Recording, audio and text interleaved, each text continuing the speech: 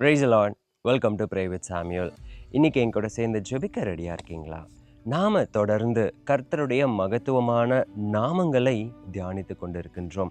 இன்றைக்கும் கூட நாம் பார்க்க போவது எலோஹேம், த மைட்டி கிரியேட்டர், சிருஷ்டிப்பின் தேவன்.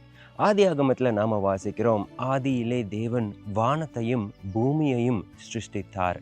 தொடர்ந்து வாசிக்கிறோம், பூமியானது ஒழுங்கின்மையும் வெறுமையுமாய் இருந்தது.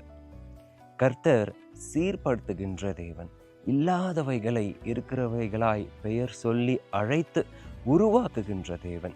அவருடைய கிரியேஷன்ஸ் எல்லாம் இன்னைக்கு ஆச்சரியமுள்ளதாய் காணப்படுகிறது இல்லையா? கொஞ்சம் அந்த வானத்தை அண்ணாந்து பாருங்களேன். லட்சக்கணக்கான கோடிக்கணக்கான நட்சத்திரங்களை உருவாக்கி அவர் பெயர் சொல்லி அறிந்திருக்கிறார்னு வசனம் சொல்லுது. அப்போது இன்னைக்கு நம்மளுடைய வாழ்க்கையில் கர்த்தர் நம்மளுடைய சூழ்நிலைகளை அறியாமல் இருக்கிறாரா? அவர் நம் சூழ்நிலைகளை மட்டுமல்ல, நம் ஜெபத்தையும் அறிந்திருக்கிறார். நம் ஜெபத்தை கேட்கின்ற தேவனாயிருக்கிறார். அதன்படி நம்மை ஆசீர்வதிக்கின்ற தேவனாயிருக்கிறார்.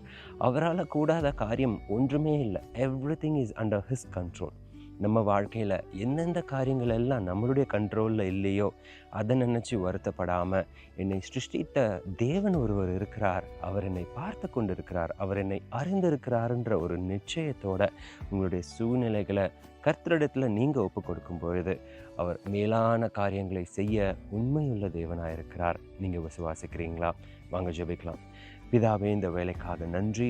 உங்களுடைய நாமத்தின் நிமித்தம் கர்த்தாவே, எங்கள் சூழ்நிலைகள் யாவும் மாறும் என்ற விசுவாசத்தோடு நாங்கள் ஜெபிக்கின்றோம். நீர் சிருஷ்டிப்பின் தேவனாயிருக்கிறீர். உம்முடைய நாமத்தை அறிந்தவர்களாய் மாத்திரமல்ல, உம்முடைய நாமத்தின் நிமித்தம் கிரியை செய்யக்கூடியவர்களாய் நாங்கள் மாற எங்களை ஒப்புக்கொள்கின்றோம். ஆண்டவரே, கர்த்தர் எங்களை நடத்துவீராக, ஆசீர்வதிப்பீராக. உம்முடைய நாமத்தை உயர்த்துகிறோம். இயேசுவின் மூலம் ஜெபம் கேளும் எங்கள் ஜீவனுள்ள நல்ல பிதாவே. ஆமென். God bless you.